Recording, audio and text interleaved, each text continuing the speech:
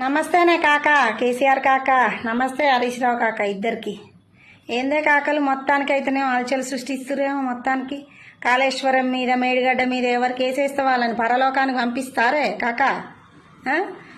ఇప్పుడు వామన్ రావు కాళేశ్వరం ప్రాజెక్టు మీద కేసేసిండు. అలా ఇద్దరు మూడు పిల్లల్ని పరలోకానికి పంపించిర్రు. ఆయన మరణ వాంగ్మూలం ఎవరు చేసిర్రు అనేది పేరు చెప్పినా కూడా ఇంతవరకు ఆ కేసు ఎటు పోయిందో తెలియదు. ఇప్పుడు ఇవాళ నీకు హీరింగ్ ఉంది, రాత్రి ఆయన పరలోకానికి పోయింది. ఇప్పుడు వేసిన ఆయన అంటే అర్థమైందే కాకలు. ఒప్పుకోకనే ఒప్పుకుంటారు కదనే మీరు అవినీతి చేసిరని జనాలకు అర్థమవుతుంది కదనే కాక. నువ్వు ఏ తప్పు చేయకుండా ఉంటే ఎందుకు పోతుర్రే దాని మీద కేసు వేసిన వాళ్ళందరూ పైకి? జనాలు ఆలోచించరానే ఆ మాత్రం? నువ్వు తప్పు చేయనప్పుడు గల్లెగిరేసుకొని వాదించుకొని గెలిచి రావాలి కదా కాక.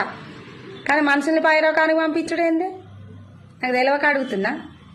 తెలంగాణ ఉద్యమంలా ఫస్ట్ ఇప్పుడు నీ ఉద్దేశం ఏంటంటే ఎవడు మా ప్రశ్నిస్తే వాని పాయలోకానికి ఇద్దరు ముగ్గురు పంపిస్తే ఇంకోటి రాడు అని అనుకుంటుర్రా మీరు?